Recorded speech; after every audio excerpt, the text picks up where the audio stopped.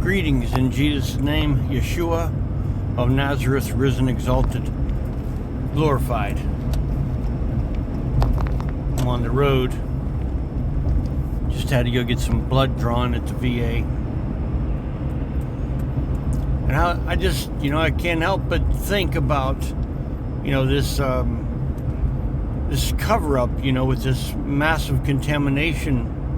Thousands of people here in Pennsylvania that were intentionally left oblivious, ignorant of the fact that there was a massive contamination, whereas they could have evacuated or at least sheltered in place, taped up their windows and doors, and to mitigate contamination.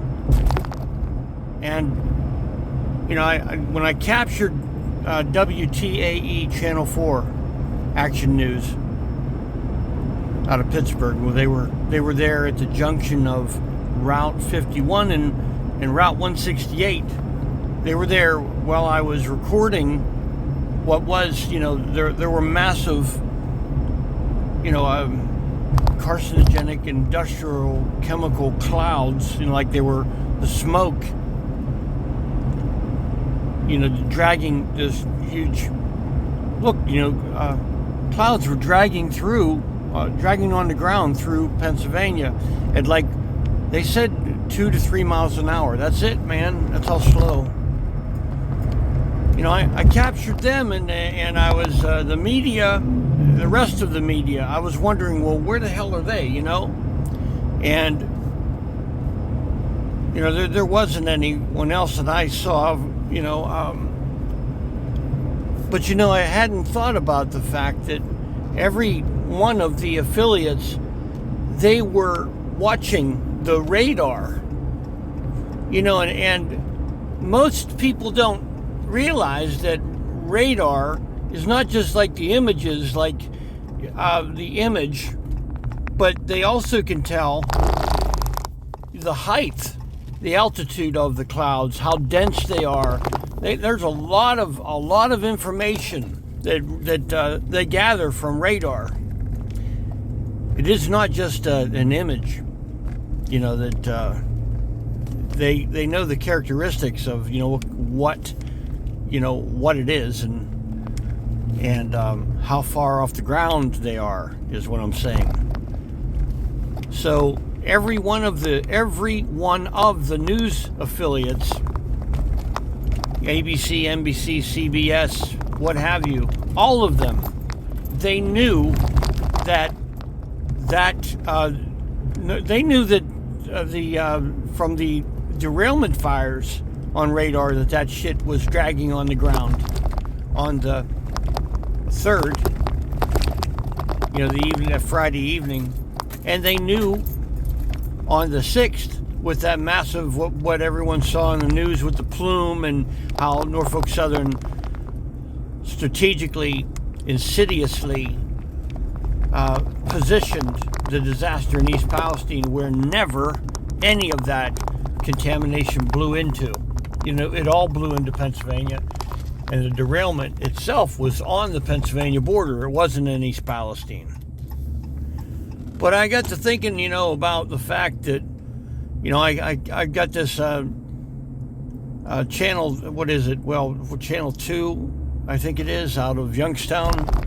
And they had a live, weather report. And there was this meteorologist who is, explaining this plume.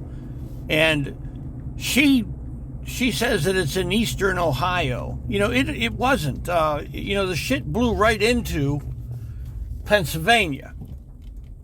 It was, and you're looking at the map that she is referring to, and you can see that it's all in Pennsylvania, and she never opens her mouth to tell anyone where that is.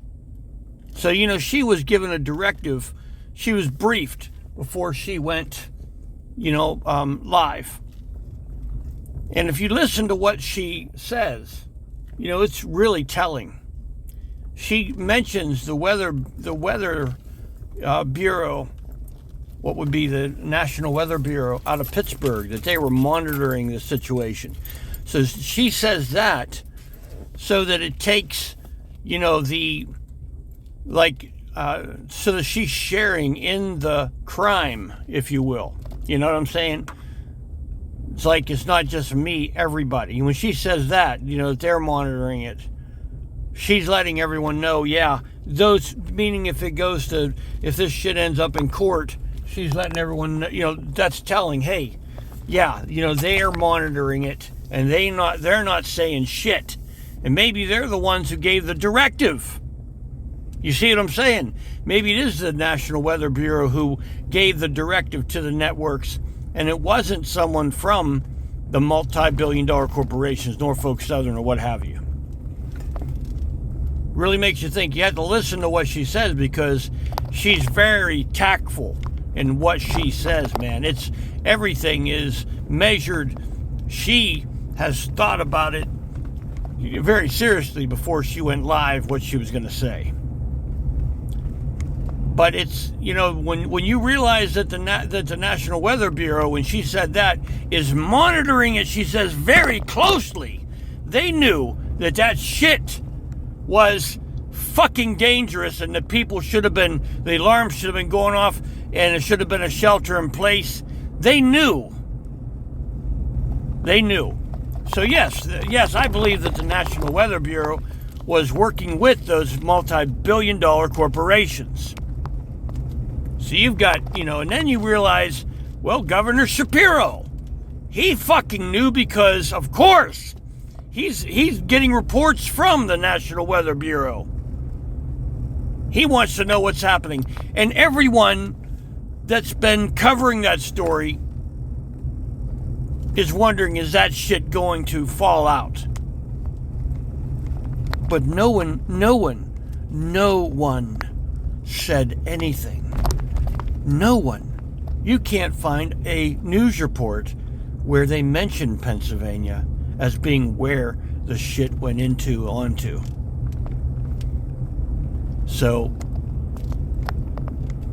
that is absolutely amazing to see this. To see this come to fruition, meaning justice. Our Department of Justice on this thing. To see this properly investigated. To see all these people who are complicit in this. When I say complicit, I'm talking about working right with them. So I don't even know if complicit is the word that you use. You was just fucking, they committed fucking crimes. The hell with, complicit. Complicitness sounds like something a fucking slap on the hand. Oh, they were complicit. Like, what? No, they weren't active bystanders, that didn't do anything. They were a part of the cover-up. They were a part of it. So every one of those news bureaus, those affiliates, there are people within those news hubs that should be in jail. People from the National Weather Bureau that should be in jail. So I do hope, Mr. President, sir, I do pray, sir, you hear me. Hear me, sir. You had nothing to do with it. You had nothing to do with anything with that illegal burn off and with the cover up. You had nothing to do with it.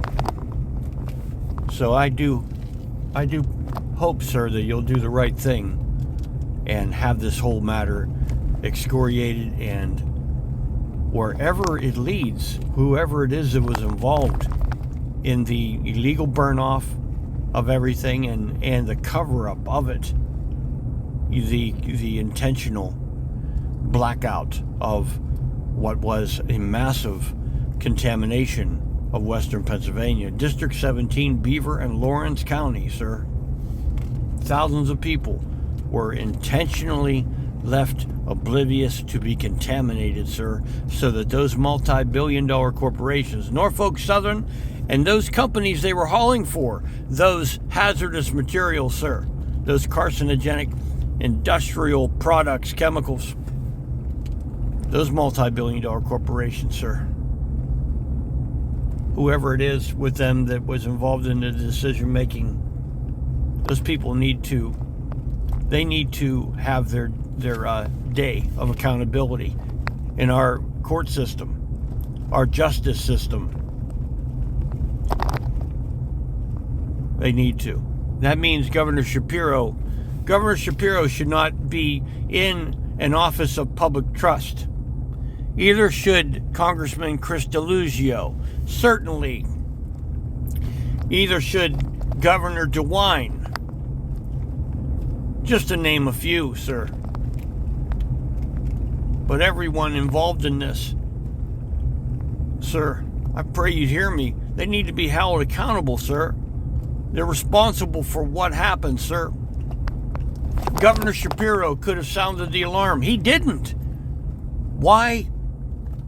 I think that's something that if I conjecture that he's looking for the favor that these corporations will give him to help him, either for re-election or to. Would you believe that man would have the arrogance, the audacity, the gall to think that he should be seated as a president of our nation when he's done something like this? Honestly.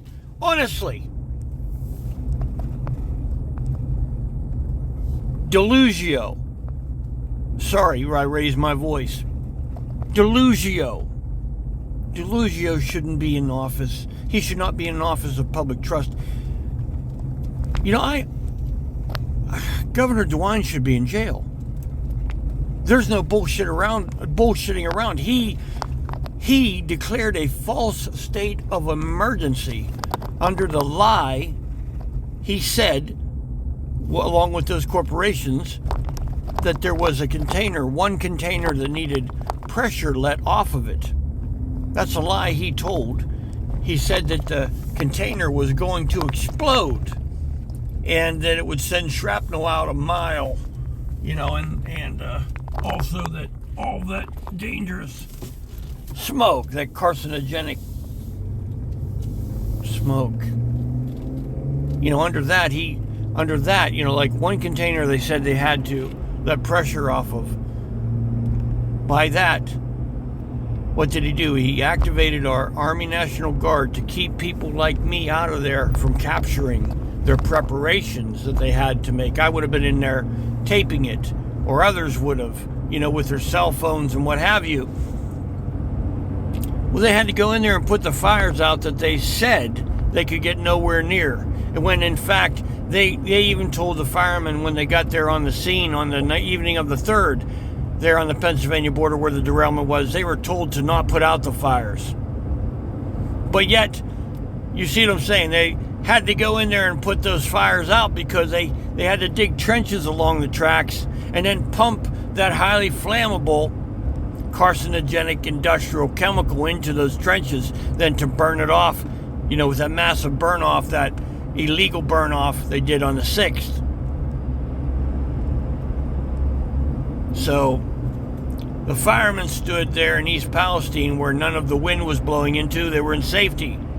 And they were used as props for the media then to report on it, to supplant the lying narrative. They would capture those trucks with the lights flashing, maybe some water cannons going down to the west end of where the derailment was, not on the fires. That's what was done. Those firemen, each and every one of them, sir, each and every one of them, rookie all the way up to the fire chief, they knew where the hell all that dangerous smoke was going. They knew it was going into Pennsylvania. They were standing in safety in East Palestine, sir, on that side. The side where the news reported on it from in safety, because the winds never carried it into East Palestine or into Ohio. It all blew into Pennsylvania.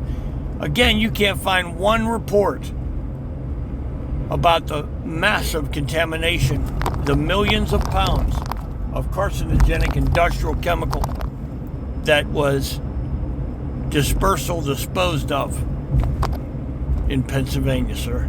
Illegally burned off. You can't find one report.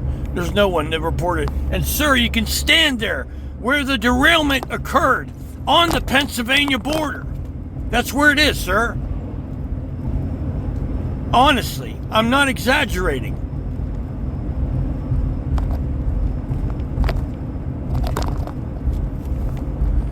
Sir, these corporations, you would think that they would police themselves, right? At least. Sir, I've 3 times, I'm not looking for it, but I've seen 3 times they've had over 100 tankers coupled together with no breaks in the line. Tankers. I saw it in Pittsburgh, sir. I saw it here in Beaver County, and I saw it going through East Palestine. 3 times, sir. They're silencing settlements, sir, on only 5 containers, sir, when it was at least 34 containers. The AP reported on what Norfolk Southern told them the day after the derailment. They said there were 14 tankers of vinyl chloride and 20 containers that were labeled as carrying hazardous materials. You can see with the drone footage, sir, there are at least 34. At least. The Hill reported in 2025 that there were 38 railroad containers that were carrying hazardous materials that were burned off. 38. The Hill reported that.